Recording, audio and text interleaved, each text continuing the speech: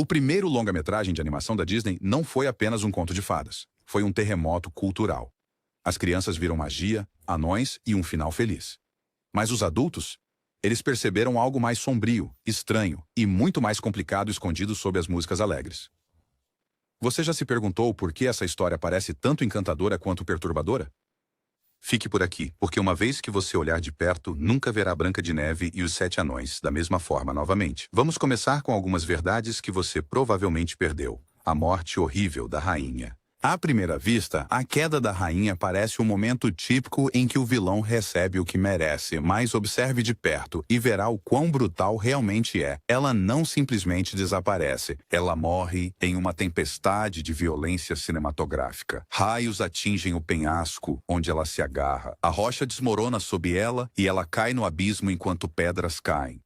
Como se isso não bastasse, abutres circulam acima, esperando para se banquetear. A Disney não apenas deu a ela um final, deram-lhe uma das saídas mais aterrorizantes da história da animação. Os adultos percebem a crueza final disso. Não há desfazer mágico, nenhuma segunda chance, apenas a mão implacável do destino. Para as crianças, é uma resolução rápida. Para os adultos, é um lembrete assustador da mortalidade e do karma juntos. O fato de a Disney ter colocado esse nível de horror em um filme comercializado como familiar mostra como a animação inicial podia ser implacável. Não é simplesmente um vilão sendo detido. É uma declaração sobre vaidade, poder e ambição desmedidos, nenhum dos quais a salva no final. Adultos assistindo hoje não podem deixar de pensar. Isso não é apenas uma punição de conto de fadas. É um final gótico digno de um filme de terror. Paralelos com a maçã envenenada. Crianças veem uma maçã vermelha e pensam em um truque simples. Coma a fruta, caia em um sono amaldiçoado. Adultos? Eles veem séculos de significado incorporados naquele único objeto. A maçã sempre carregou peso simbólico, tentação, curiosidade proibida, o perigo de querer algo que parece perfeito por fora, mas está podre por dentro. A Disney não inventou essa ideia, mas a amplificou com uma animação inteligente. Note como a maçã brilha de forma antinatural, reluzindo como se estivesse viva. A mão da rainha treme com um deleite quase obsessivo ao apresentá-la. Para as crianças, é uma fruta assustadora. Para os adultos, é uma metáfora carregada de desejo, vaidade e perigo disfarçado de beleza. A maçã é menos um lanche e mais uma arma vestida de açúcar. Até a forma como a Branca de Neve a aceita é inquietante para os adultos. Dizem-lhe para fazer um desejo, acreditar na sua promessa, e então ela dá uma mordida sem hesitação. Os adultos veem a ironia sombria, a inocência misturada com ingenuidade pode levar à ruína. A maçã envenenada não é apenas um artifício de enredo, é um pequeno pacote assustador de lições de vida sobre aparências, confiança e como o perigo pode facilmente se disfarçar de charme. A diferença de idade da Branca de Neve. Aqui está algo em que você provavelmente não pensou. Quando criança, a juventude de Branca de Neve, ela não é uma mulher adulta de forma alguma. Seu design e história a colocam mais próxima da adolescência. Ainda assim, ela é colocada em situações que parecem muito adultas. Cantando sobre o amor verdadeiro, fugindo de uma tentativa de assassinato e assumindo o papel de dona de casa para 7 homens adultos. Os adultos percebem o constrangimento de como sua personagem é retratada.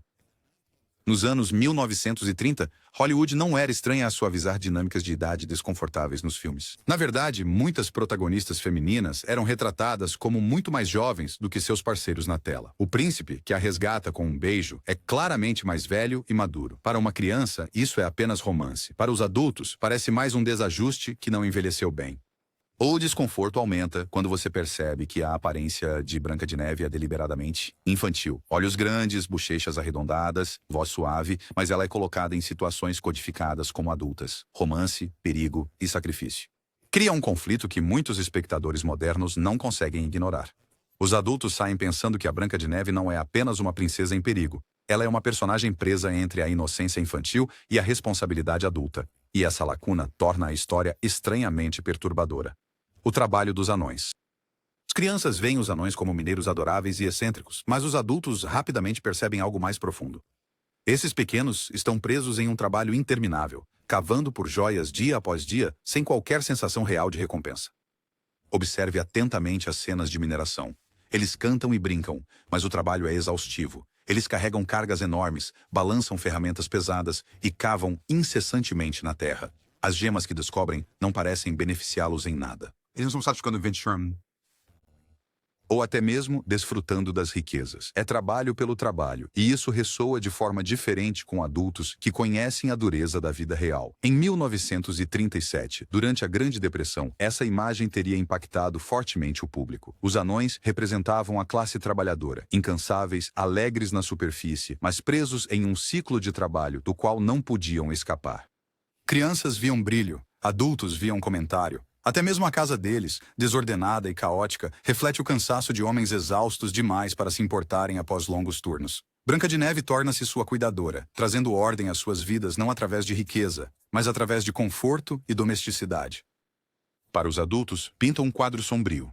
Todas as joias do mundo não significam nada se você está cansado demais para aproveitá-las. As ordens do caçador. Este pode ser o momento mais sombrio de todo o filme, um que as crianças muitas vezes não percebem completamente. A rainha não pede simplesmente que o caçador se livre de Branca de Neve. Ela exige prova do feito, especificamente seu coração, em uma caixa. Isso não é travessura de conto de fadas. Isso é assassinato a sangue frio com um pedido de troféu anexado. Para as crianças, é apenas uma ordem assustadora. Para os adultos, é chocante quão gráfico e detalhado realmente é. A própria ideia de arrancar o coração de alguém e entregá-lo como prova pertence a um thriller, não a um desenho animado. E, no entanto, a Disney não se esquivou. Eles animaram o tormento do caçador, suas mãos trêmulas e sua decisão desesperada de desafiar a rainha. Os adultos percebem a complexidade da cena. Não é apenas o bem contra o mal. É um conflito moral. O caçador tem que escolher entre a obediência à autoridade e sua consciência. Ele poupa Branca de Neve, mas mesmo assim, sacrifica o coração de um animal para enganar a rainha. Esse detalhe por si só adiciona outra camada de desconforto para os adultos. Este momento prova que Branca de Neve e os 7 anões não eram uma fantasia suave.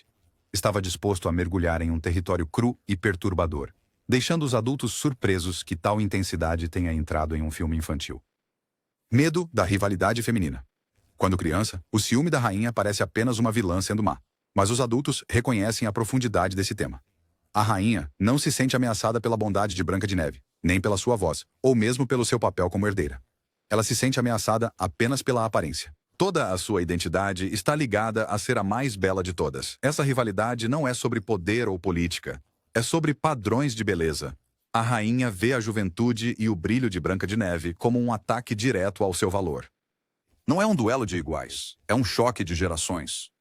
Os adultos conseguem ver como isso reflete as pressões do mundo real, onde as mulheres são colocadas umas contra as outras, julgadas apenas pela aparência. A parte perturbadora? A obsessão da rainha nem sequer está enraizada na verdade. Seu espelho, o símbolo do julgamento, fala com autoridade, mas não é infalível. Ele simplesmente reforça sua paranoia. Para os adultos, isso adiciona uma camada de tragédia. A queda da rainha não é apenas porque ela é má, é porque ela adere a um sistema de crenças tóxico que equaciona beleza com poder. As crianças veem uma rainha ciumenta e uma princesa bonita. Os adultos veem uma história sobre como a sociedade prende as mulheres em um ciclo de comparação, rivalidade e autodestruição. Branca de Neve nem sequer compete, mas ainda assim se torna o alvo.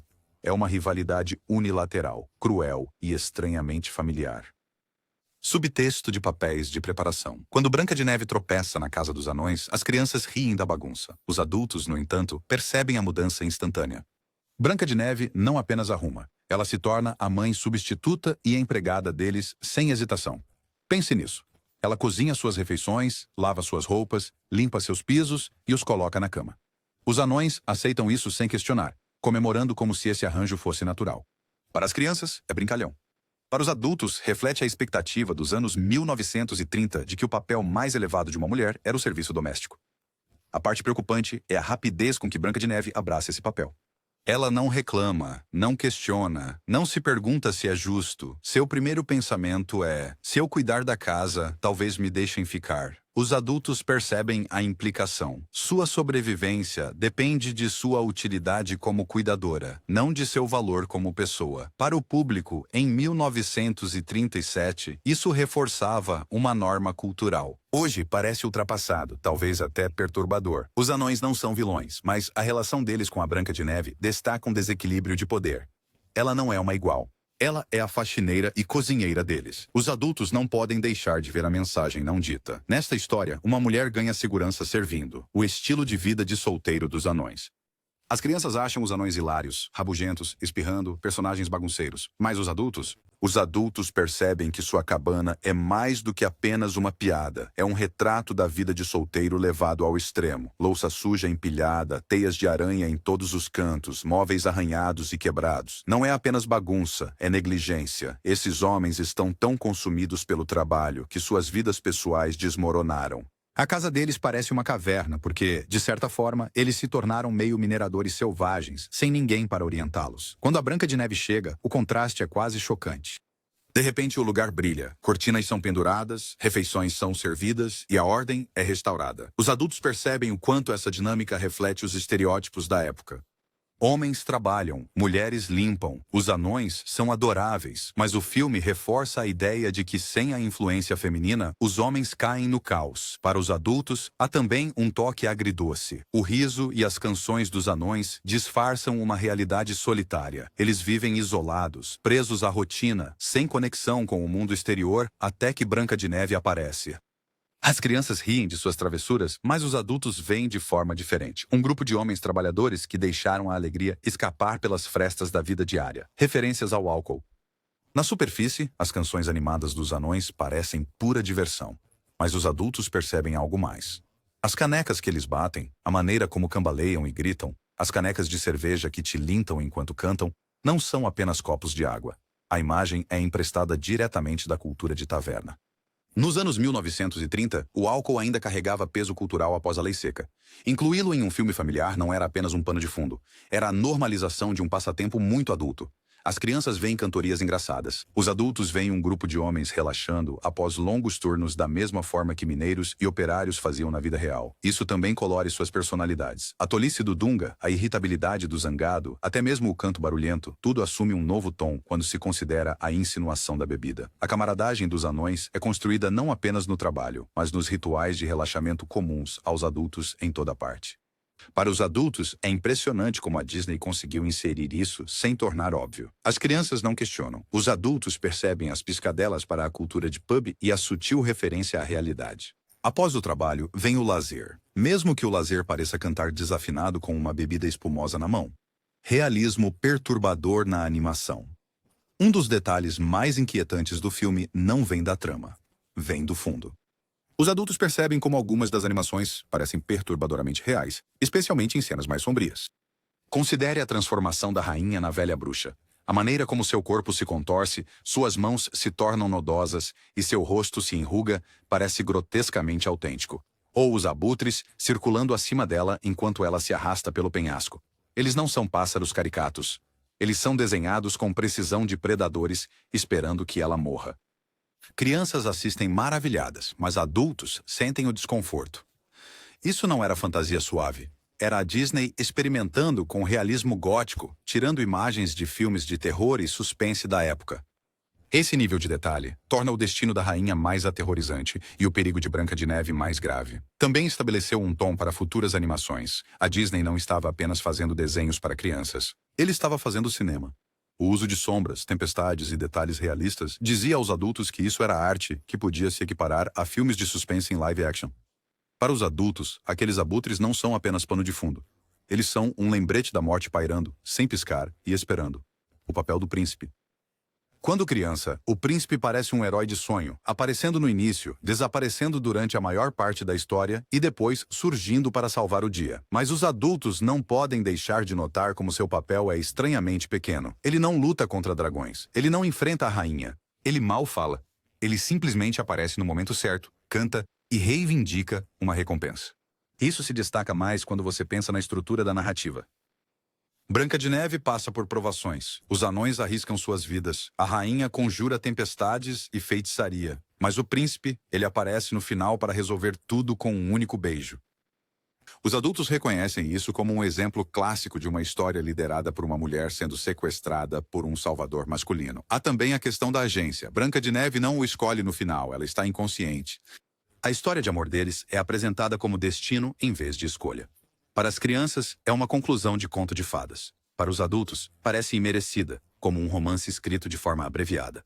Isso não torna o príncipe malicioso, mas o torna simbólico. Ele não é um personagem. Ele é uma função. Os adultos que assistem hoje percebem que o verdadeiro poder de Branca de Neve está em seus vilões, seus anões e nas lutas de sua heroína.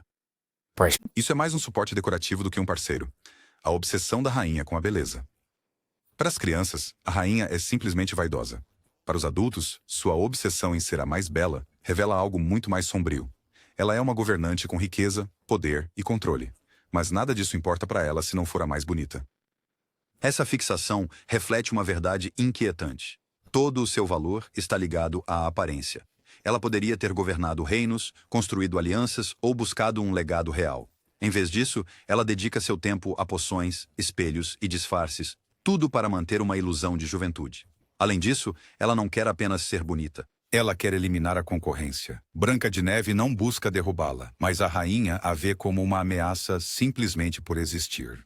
Os adultos veem isso como um espelho da obsessão da sociedade em comparar mulheres, muitas vezes em detrimento delas mesmas. A tragédia é que a rainha é inteligente, engenhosa e determinada. Ela inventa poções, cria disfarces e planeja suas ações. Mas todo esse brilhantismo é desperdiçado na busca pela beleza. Os adultos não podem deixar de sentir a ironia.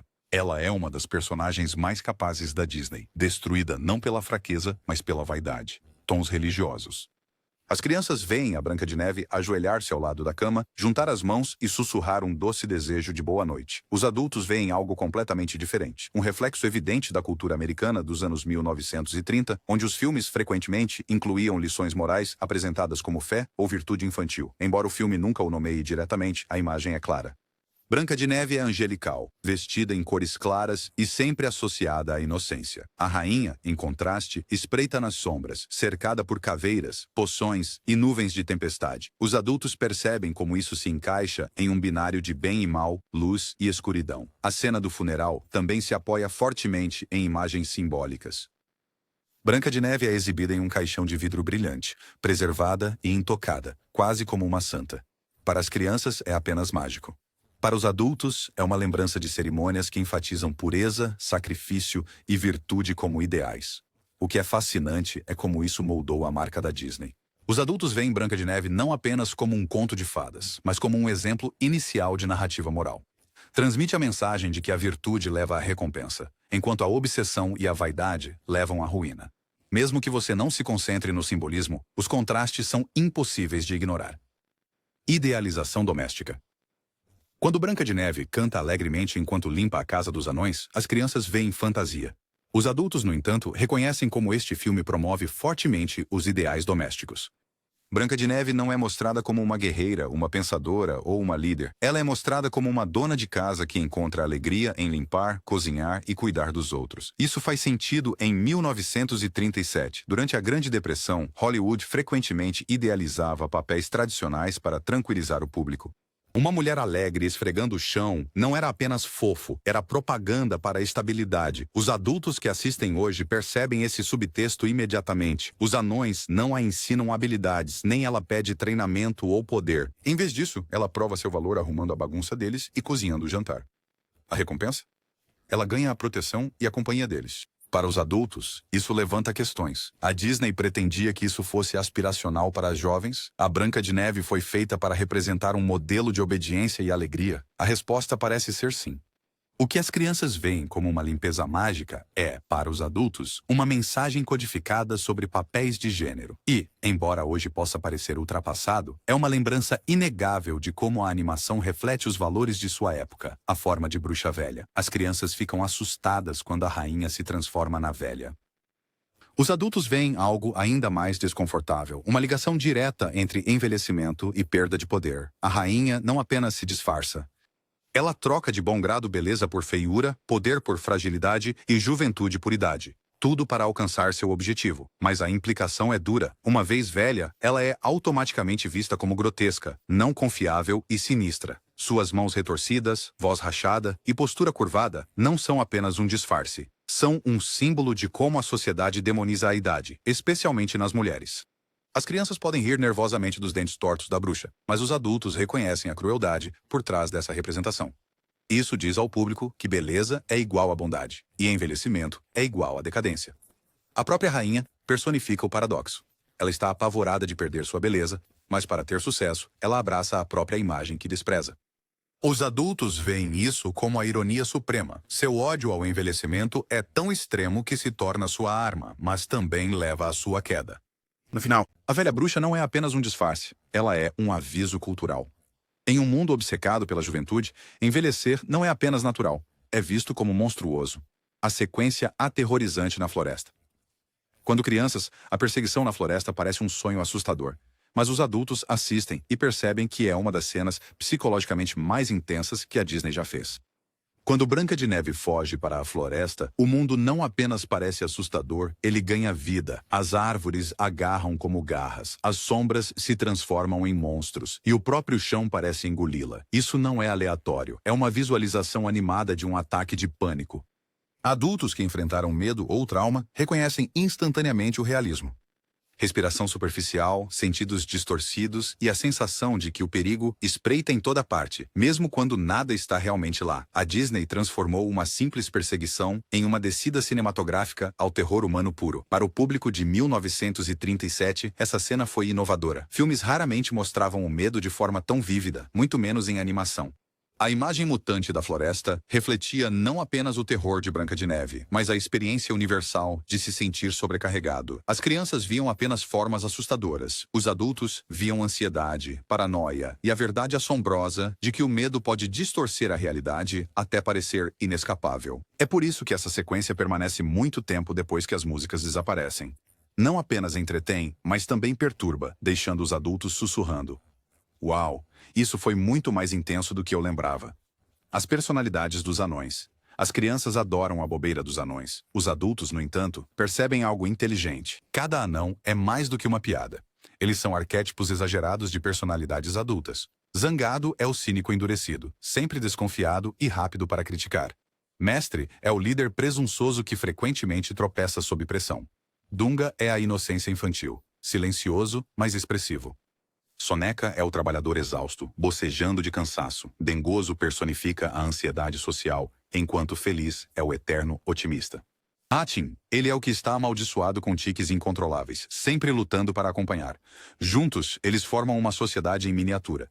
Os adultos reconhecem colegas de trabalho, vizinhos, até membros da família em seus traços. Suas personalidades exageradas não são aleatórias. Eles refletem tipos reais que as pessoas encontram todos os dias. É por isso que os anões ressoam através das gerações. Eles não são criaturas de fantasia. São comportamentos humanos em forma de caricatura. Para as crianças, são engraçados. Para os adultos, são observações perspicazes sobre como diferentes personalidades entram em conflito, se unem e sobrevivem juntas. A Disney não criou apenas 7 personagens bobos. Ele fez um estudo da natureza humana disfarçado de comédia. Questões de consentimento romântico. Durante décadas, o final parecia pura magia de conto de fadas. Branca de Neve revivida por um beijo de amor verdadeiro. As crianças aplaudem, acreditando no felizes para sempre. Os adultos, no entanto, dão um passo atrás e percebem que ela nunca concordou com isso. Branca de Neve está inconsciente. O príncipe a beija sem permissão. Em 1937, isso era considerado romântico, um ato de destino, não de escolha. Mas os adultos que assistem hoje não podem ignorar a falta de autonomia. O final feliz de Branca de Neve é decidido por ela sem sua voz ou consentimento. Isso levanta questões desconfortáveis sobre a narrativa e como o amor foi retratado por décadas. Isso não apaga o charme do filme, mas adiciona complexidade. Os adultos podem apreciar a animação, a música e a arte, enquanto também reconhecem como as normas sociais mudaram. O beijo não é apenas uma solução mágica. É um reflexo de uma época em que as vozes das mulheres eram frequentemente secundárias em histórias sobre seus próprios destinos. Para os adultos, a cena já não é simples, é complexa, romântica em sua intenção, problemática em sua execução, e força os adultos a se perguntarem quantos outros romances clássicos são construídos sobre a mesma base instável. Divisão de classes. As crianças veem uma princesa em trapos e uma rainha má em um castelo. Os adultos percebem o comentário mais profundo sobre a classe. Branca de Neve, apesar de seu nascimento real, é lançada em uma vida de servidão. Ela esfrega, cozinha e limpa, enquanto sua madrasta vive no luxo, consumida pela vaidade. Os anões, por sua vez, representam a classe trabalhadora. Eles mineram gemas incansavelmente, mas sua riqueza é sem sentido. Suas joias se acumulam sem uso, sugerindo exploração ou futilidade. Eles trabalham sem parar enquanto a rainha usa riqueza e poder para oprimir. Essa divisão teria impactado fortemente o público na década de 1930. A Grande Depressão estava em pleno andamento. Milhões estavam desempregados, enquanto os ricos se agarravam aos privilégios. Branca de Neve refletia essa realidade sem dizê-lo diretamente. Os trabalhadores tinham camaradagem, mas não riquezas, enquanto a rainha vivia no poder, mas se destruía com a ganância. Os adultos hoje captam os ecos. Não é apenas um conto de fadas, é um retrato da tensão econômica. Aqueles que trabalham incessantemente versus aqueles que estão acima deles, desperdiçando recursos com vaidade. Crianças viam anões e castelos. Adultos veem uma alegoria silenciosa sobre desigualdade que não perdeu relevância. O laboratório da rainha. Para uma criança, a masmorra da rainha é uma diversão assustadora. Caldeirões borbulhantes, poções e uma escada assustadora. Os adultos veem algo muito mais sombrio. Esse laboratório está cheio da iconografia da obsessão. Crânios alinhados nas prateleiras, venenos borbulhando, gaiolas penduradas com animais presos. Parece menos um covil de bruxa e mais uma câmara de tortura.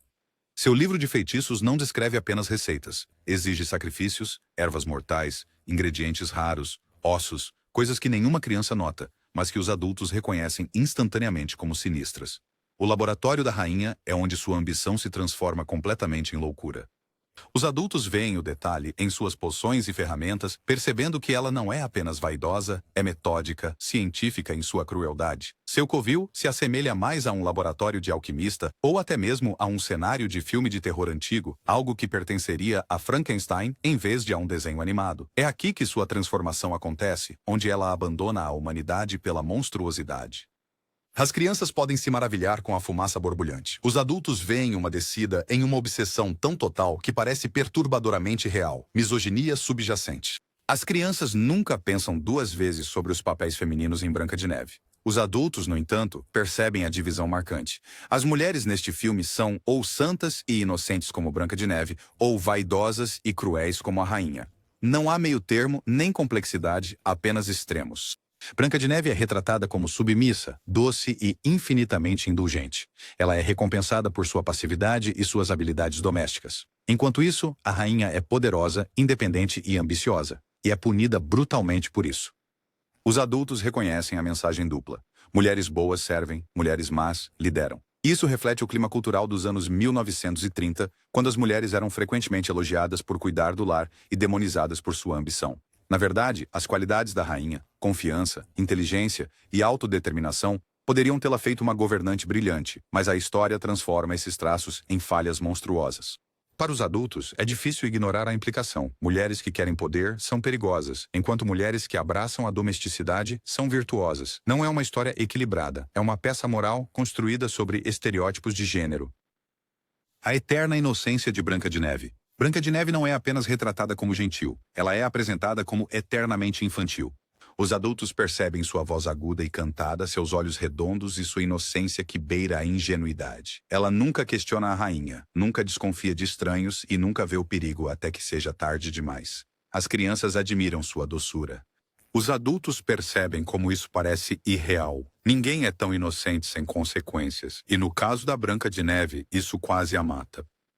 Seu otimismo eterno não é retratado como força, mas como desamparo. De muitas maneiras, a inocência de Branca de Neve é tanto sua maior qualidade quanto seu defeito fatal. Os adultos reconhecem a contradição. A mesma qualidade que a torna adorada é a razão pela qual ela é tão vulnerável. Ela confia nos anões instantaneamente. Ela aceita a maçã sem hesitar. Ela nunca imagina que alguém poderia mentir para ela. É um design de personagem que reflete os ideais de feminilidade dos anos 1930, pura, sem questionamentos e gentil. Os adultos veem a armadilha. A inocência pode parecer bela, mas na realidade deixa-a impotente em um mundo cheio de predadores. A voz do espelho mágico. Quando criança, o espelho mágico é simplesmente legal. Um rosto falante que sabe tudo. Os adultos ouvem outra coisa, a autoridade. O espelho fala com uma voz masculina profunda e autoritária, emitindo julgamentos sobre beleza e valor como se fossem fatos gravados em pedra. A rainha nunca questiona isso. Ela aceita a palavra do espelho como verdade absoluta. Os adultos percebem o simbolismo. O valor de uma mulher é determinado não pela sua própria confiança, mas por uma voz patriarcal externa. A obsessão da rainha, com a mais bela de todas, é alimentada por uma presença masculina, que dita quem se qualifica. Este detalhe muda a dinâmica. A rainha não é apenas vaidosa. Ela está presa a um sistema que lhe diz que ela não vale nada no momento em que alguém a supera. Os adultos que assistem hoje não podem ignorar a forma como a autoridade e a beleza são enquadradas. O espelho não encoraja, ele condena. Não é guia. Seu julgamento, para as crianças, é um efeito especial legal. Para adultos, é um lembrete arrepiante de como vozes externas moldam a autoimagem. Elementos quase de terror. Reveja Branca de Neve como adulto e perceba que não está apenas assistindo a um conto de fadas. Você vê trechos de um filme de terror inseridos na animação. A sequência da tempestade no final parece cinema gótico. A gargalhada da rainha ecoa como um vilão de filme de monstro da Universal. Os abutres, as sombras, até a maquiagem da bruxa parecem tirados de imagens de terror. Disney não pegou leve. Ele abraçou o medo como ferramenta narrativa. Adultos veem isso agora, como um raio ilumina rochas irregulares, como a rainha persegue a Branca de Neve como um vilão de terror, como a própria floresta parece assombrada. Não são sustos de desenho, são técnicas usadas em thrillers de ação real. É por isso que adultos ainda se sentem incomodados ao assistir. Branca de Neve pode cantar para os pássaros, mas o filme em si dança com as sombras. Crianças riem nervosamente. Adultos percebem que a Disney essencialmente fez um filme de terror gótico disfarçado de desenho animado. E a aposta funcionou, aterrorizou e fascinou o público de uma vez só. Contexto histórico. Crianças não pensam em história ao assistir Branca de Neve. Adultos, sim. Lançado em 1937, este filme surgiu no final da Grande Depressão. Famílias passavam dificuldades, empregos eram escassos e o escapismo era desesperadamente necessário. Adultos reconhecem como o filme reflete sua época. O trabalho incessante dos anões espelhava o árduo labor que muitos suportavam. A obsessão da rainha pela beleza refletia a crescente influência de Hollywood na imagem e no glamour. E a alegre domesticidade da Branca de Neve tranquilizou o público de que a felicidade ainda podia ser encontrada em virtudes simples. Além disso, a Disney investiu dinheiro e mão de obra sem precedentes neste projeto. Críticos chamaram-lhe a loucura da Disney, convencidos de que ninguém assistiria a um desenho animado de longa-metragem, mas a aposta valeu a pena. Adultos hoje veem o filme não só como uma história, mas como um marco, um risco que mudou o cinema para sempre. Branca de Neve não é apenas uma princesa de conto de fadas. Ela é o rosto de uma revolução cultural nascida num dos momentos econômicos mais sombrios da América. E os adultos que assistem agora não podem deixar de sentir o peso dessa história por trás de cada cena brilhante. Então, aí está. 25 coisas escondidas à vista de todos que só adultos percebem em Branca de Neve e os Sete Anões. Do terror gótico aos estereótipos culturais, este conto de fadas inocente é muito mais complicado do que jamais percebemos quando crianças. Qual desses detalhes mais te surpreendeu? Deixem seus comentários abaixo e se gostaram desta imersão no primeiro clássico da Disney, curtam, compartilhem e se inscrevam. Afinal, que outros favoritos da infância podem ter segredos esperando?